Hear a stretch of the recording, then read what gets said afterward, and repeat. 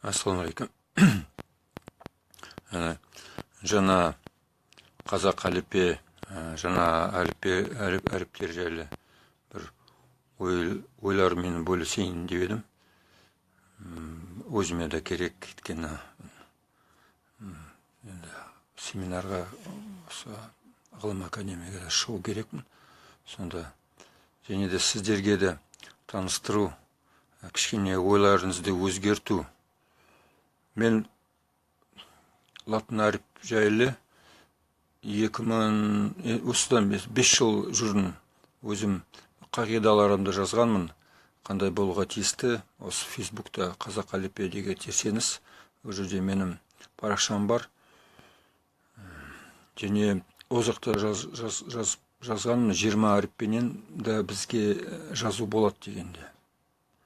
Қазір өткенде Қазақстан ТВ маған интервью алғандай болған, 2 сағаттай менен сұрақ қойған. Одан да байқап жатырмын, менен латын әріппе, не болмаса әріппе жайлы мен мысалы кішкене енді үлес қосып жатырмын, ойланып жатырмын. Менен бірінші сұрақ қояды, қандай болады деп. Және не үшін керек? Енді сұрап отыр, ол түсінікті, өйткені ол басқаларға түсіндірту керек. Не үшін біз қазақ әліппе, латын әріппе көшу керекпіз дегенде. Сосын кейін сұрақ маған айтады, енді сен әріппен қалай деп. Енді менің әліппем осылай, олар не тосады? Енді осылай осылай жазылады, осылай жазылады дегенде сондай бір кестені тосады. Жарайды, мен ондайды істей салам. Мәселе ондай емес деп айтам. Мәселе бізде енді бірге жүйелі түрде ойлау. Өйткені қазір, мысалы, президент Назарбаев осындай үкім шығардат, осындай әріптер болады. Деп болмаса, осындай жылда өтеміз, жоқ өтпейміз, келесі жылда өтеміз дегенде, біз ондайға үйреніп қалғанымыз дұрыс емес. Біз ел бола ойлану керекпіз бірге дегенде. Енді сіздерді шақырамыз, кішкене жүйелі түрде ойлану. Біріншіден, қалай деп бастау болады? 42 әріп, мынау кирилл әріп, қазақ әріп. Кейбіреулер қазақша неге жазбайсың? Мен латын әріппен жазғанда, неге қазақ тілде жазбайсың? Неге біз түсінбейміз дегендер кейбіреулер айтады. 42 қазіргі пернетақтаны қарасаңыз, әріптер ол қазақ әріп деп аталса да, ол қазақ әріп емес. Оның тарихы қысқа. 38 жылда Ахмет Байтұрсын ағаларымызды, осы тіл мамандарды, оларды атады, өлтіреді, қиналтады. Одан кейін 1-2 жылдан кейін 40 жылда да осы 42 сіздер қазақ әріп деп айтқан әріптерді үстінен Мәскеу бере салады. Оның түбінде, ортасында жүрегінде тұрған 33 орыс әріп. 33 орыстарға арнайы жасалған Кирилл, Мефодий дейміз, одан кейін тағы да олар өздері өзгерткен. Қазір 33 әріпке біздің 9 қазақ, ол жерде жоқ болған дыбыстар келмейтін 9 әріптерді қоса салған. Ортасында негізінде қазіргі әріптерде тұр 33 орыс әріп. Соны білу керексіз. Пернетақтада қарасаңыз, қазақтың әріптері Қ, олар жоғары жақта тұр. Ол өте ыңғайсыз. Енді 42 әріп саны болған өте қолайсыз. Егер сіз журналист болсаңыз, енді тарихшы болсаңыз, көбісінде сондай ғой, гуманитар мамандықтар. Де болмаса, жай, енді адам кісілер кешіріңіз жай деп атқаным, көп мән бермейді. Осылай үйреніп қалған. Солай болға тиісті бізде, 42 әріп, ол керек болса, ыңғайсыз болса, ауыстыра саламыз. Басқа, мысалы, орыс тілге, ағылшын тілге, мысалы, бір үтір, болса бір қосымша бір санды жазғымыз келсе, басқа тілге ауысамыз. Ол өте ыңғайсыз. Ондай болуға тиісті емес. Өзіміз істеуіміз керек. Онда бізде ортада әрине 42 әріпті қарастырсақ, бізде енді білуіміз керек, дыбыс пенен әріп әрине бірдей емес. Бізде 42 дыбыс емес, бізде неше дыбыс деп бастасақ, ол жерде Ахмет Байтұрсынов айтқан, бізде 28 дыбыс. Сонда 42 минус 28, 14 па, 14 па артық деп санау болады. Қандай артықтар? Мысалы айтам, мягкий знак дейсіз ба, твердый знак дейсіз ба, сосын кейін кете береді. Әріптер артық. Және де қайтадан айтып жатырмын, олар мягкий знак, твердый знак, ол шетте мүлдем алып тастау келетін. ФВ оларды мысалы кішкене жақындату болады. Қақ ортасында бізде түгірде 28 өзіміздің дыбыстарымыз тұруымыз керек, әріппенен байланысты, иә? Сол бірінші қадам, ол өзімізге қандай жақын ортаға, төрге өзіміздің 28 дыбыстарымызды қалдырту керек. Ол бірінші қадам жасаған, әріп жасаған кезде. Сосын кейін нені еске аламыз? Неге біз, мысалы, араб ба, не болмаса өткенде Орхон Енисей жазбаларымен, не болмаса кирилл әріптерді неге қалдырмаймыз, не болмаса тағда басқа өзіміз ойдан шығармаймыз әріптерді дегенде, неге біз латын әріп деп атқанымыз? Бұл жерде тұр өте маңызды тақырып, ол қазіргі заманауи технология менен байланысты тақырып, ол компьютер софт. Бізде қазір әріптерді көрсеткенде пернетақтаны, кейборд көрсетеміз. Сол жерде латын әріп 26 болып тұр. Ол қалыпты стандарт. Шифтпенен енді көбейткенде 52 болып туады. ASCII код деген бар. Ол американ стандарт, ол дүние жүзінде.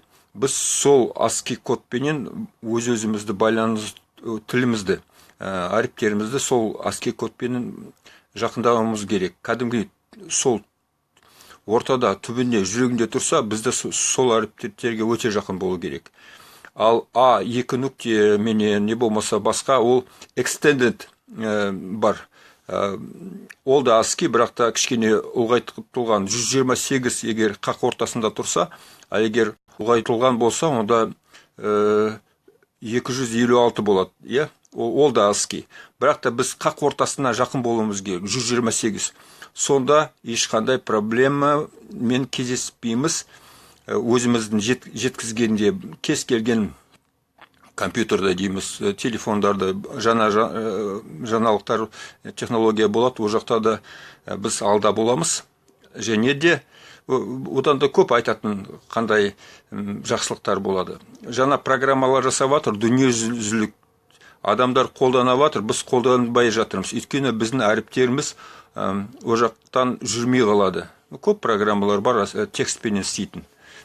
Математика, физика, технология, компьютер программалар, бәрі латын әріпте болса, бізге көзіміз бірден ашылады. Қазір пернетақтамыз 42, ол ксен. Ол қазір көрініп тұр, кейборд, пернетақтаға қарасаңыз, көрініп тұрасыз. Бала шағаларыңыз білмеймін қайтып, соған көніп жатыр, соған сондай болуға.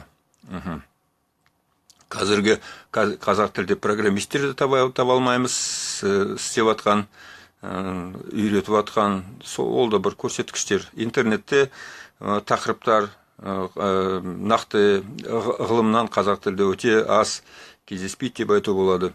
Ол менен де байланысты. Жақсы, өз-өзімізге көзқарас, басқалардың өз-өзімізге көзқарас, қазақ тілді үйренумен сонымен де байланысты. Жарайды. Біз бірінші қадам аламыз 42 кирилл әріптерден, алып тастаймыз, бізге керек емес әріптерді, мягкий знак, твердый знактан бастап. Одан кейін аламыз өзімізге, өзіміздің 28 дыбысқа лайықты әріптерді қалдырайық дейік. Ол бірінші қадам.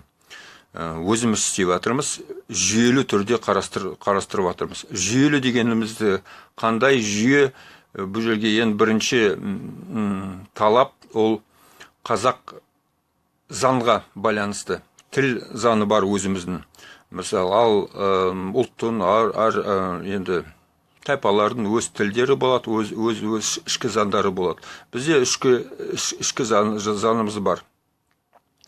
Осы 28 егер дыбыстарды алсақ, қақ ортасында тұр. Мен жазғанмын, семинарға шақырғанда осындай жазғанмын. 28 әріпіміз бар, ал басқа дыбыстарды ол табалдырықтан аттатқызбаймыз. ФВ ол егер керек болса, ол ФВ біздің табалдырықта тұрсын. Табалдырық деген қалай? Мен, мысалы, Валихан, Валихан емес, Валихан. Чоқан емес, Шоқан. Фатима емес, Батима бола берсін. Кім осылай сөйлесе, Батима, осыныкі дұрыс, ол әдебиетті тіл деп саналу керек. Біз мектептерде оқытқанда жай қай жерде жүрсек де біз айтуымыз керек. Бізде төл дыбысымыз өзіміздік 28. Егер де кім физика не болмаса тағда қандай сөздер В менен басын, оны П, В деп атса, соныкі дұрыс болады. Аналықы дұрыс болса, айтса, мысалы, жаңағы Валихан десе, ол айтсын, не болды, қандай сөзді алайық. Енді Чапаевты, Чапай дегенде, Шапай, біз Шапай дейміз. Әсіресе Ф-ны қиын шығар, өйткені ғылыми, фонетиканың өзінде, фонетика мен дей салам. Менікі дұрыс болсын. А басқаларда да айтса айтсын, бірақ та әдеби фонетика болсын. Осындай мен, онда ұсыныс, осылай болсын деп мен болады деп айта алмаймын, енді болсын деп мен енді ғалымдарға осылай айтатыным бар. Ол дыбыстар жайлы. Не дедік? 42 кирилл әріптерді алдық та, о жерде өзіміздің 28 дыбыстарды қақ ортасына қою керек. Ол тұғырда тұр солар, ал ФВ-лар табалдырықта тұр. Ал мягкесінәк тверді жоқ, мүлдем айдалада жоқ, есімізде де жоқ. Екінші қағида мен айттым, ол ASCII кодқа байланыстыру бар, және де өзіміздің ішкі тіл заңдарға байланыстыру. Тағда бір қағида, қазір ұмытып жатырмын, қағида айта беріп жатырмын. Ол тағда бір қағида, ол басқаларға қайтып, басқалар бізді түсінеді, қалай ойлайды, қайтып оқиды дегенде, оларға мән бермеу. Мән бермеу дегенде ең артығы тыңғы мәселе болу есті. Алдында бірінші өзімізге лайықты. Ойбай, мынау қазақты қалай осылай ойлайды ғой. Біз мынау сөзді былай жазсақ, аналар түсінбей қалады дегенде, аналарға мән бермейміз. Мән бірінші өзімізге береміз. Қайтып өзімізге ыңғайлы, қайтып өзімізге жақсы. Басқаларға ол келесі кезекте қарастырады. Енді қалай кейін де емес, ол приоритет сөзі түсінсек, онда үшінші, төртінші, бесінші қатарда тұрады. Бірінші өзімізге жақсы жүйелі болу керек. Сондай. Жақсы. Бізде 28, енді кім біледі, Ахмет Байтұрсын дыбыстарды 28 дедік. Енді және кішкене тереңірек қарастырып көрсек, 28 әріптерден бар бір-біріне қысас. Ö дегендер, К деген дыбыстарды енді біз біріктіру болады. Енді бұл жерде үнемдік қағида, үнемдік принцип дейік, оны да қолдансақ, мен бірден айтып атырым, осы менен де бұрын айтылған 24 әріппенен де жазу болады. Бізде қазір 28 дыбыс десе, оларды 24 деп Ахмет Байтұрсын ағаларымыз жазып кеткен, көрсетіп кеткен. 24 деп жатыр, ал мен көрсетіп жатырмын 20 әріп. Сонда Q, K, әні біріктіреміз, және тағы да қосамыз U, үш U бар ма? Оны да бір дыбыс деп көрсетеміз. Сонда бұл әріптердің да дыбыстардың аттары, егер анау фонема десе, онда грант фонема деп айту болады. Мен анау 28 төл дыбыс делінсе, мен 20 өзек дыбыс деп атап жатырмын. Бұл енді кішкене теорияға, дыбыс теорияға керсек, 20 бізде дыбыс деп қарастыру болады. Бұл жерде енді 20 дыбыс десек, онда 20 әріпті болу керек болады дегенде. 20 әріппенен де жаза беру болады. Оны мен дәлелдедім біразын. Компьютер программа жасадым, ертосиктен ол жерде көру болады қағидаларды, қайтып біріктіру болады. Енді егер бізде 20 дыбыс 20 әріппенен көрсеттік болса, онда 26 әріптер пернетақтаға өте оңай оларды орнату. Түсінесіз ғой, 26 әріптер пернетақтада, а бізде 20-ақ тере береміз дегенде. Оны қалған әріптерді қайтып қолдану, қалған әріптерді емес, қалған басымдар, басатын кейбордта, пернетақтанда басатын түймелерді қайтып қолдану десеңіз, онда жолдарын мен көрсеттім, болады. Бұл ол қақ ортасында тұр. Бізде егер осындай жазатын болсақ, рұқсат берсе, қазірге оны ереже болса, рұқсат та керек емес, жаза беру керек, бар. Демек, біз 42 әріпті кириллден реаранж қайтадан орын ауыстырдық, қақ ортасына біздің 28, және айтып атырмыз, 20 әріппенен де жаза беру болады ол сөз. Демек, біз ASCII кодтың 128, 26 әріптерде де ішінде бола береміз. Кез келген қазақ қазірден бастап Құрама Штатта болады ма, басқа Австралияда болады ма, Индияда болады ма, Африкада болады ма, жаза беретіндей болсын. 20 әріппенен жаза береді. Оның дәлелім бар қақ ортасында. Біз не істедік? Біз өзімізге ыңғайлы жасап жатырмыз. Оның ішінде де, егер айта берсе, мен қазақты кей деп жазу болады, қазақты күй деп жазу болады, ол енді таңдау бар. Бірақ егер жүйелі түрде өзімізге керек болса, онда да қайтып жазу керегін мен енді көрсеттім, оны көрсетем де, оған кішкене қазір енді жазу керек, көрсету керек. Сол. Бірінші айтып атқаным, өзіміздің жүрегімізде әріптерді жасағанда өзімізге лайықты, өзімізге керек, және де ASCII кодпенен, заманауи технологиямен байланысты, жаңа кейборд, пернетақтаменен байланысты қақ ортасында жүрегінде 20 әріптер тұрсын дейік. Онда және де мен осылай жасап айтып атырмын.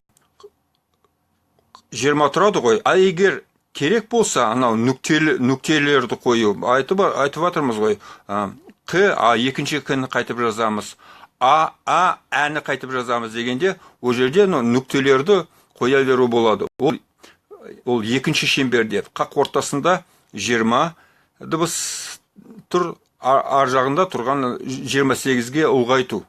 Мен енді ұсынамын, бізде екі деңгейлі, ең кемі екі деңгейлі пернетақта әріптер болу кесте. 28, 20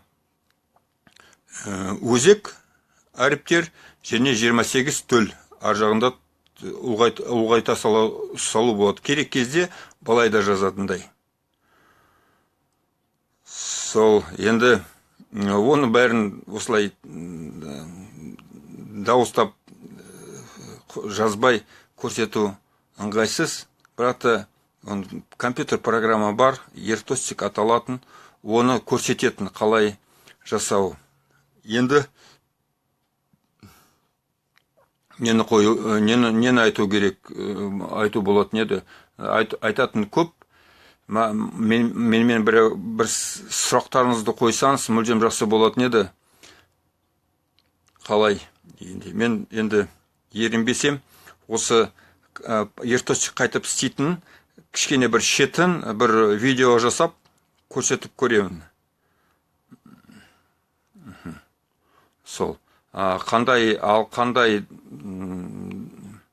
графемалар қандай әріптер қандай болуға тиісті дегенде, оғанда жауабым бар, айтатын. Жақсы болыңыз, келесі рет ешкім қарап атқанда жоқ шығар. Жақсы, сау болыңыздар. Рахмет.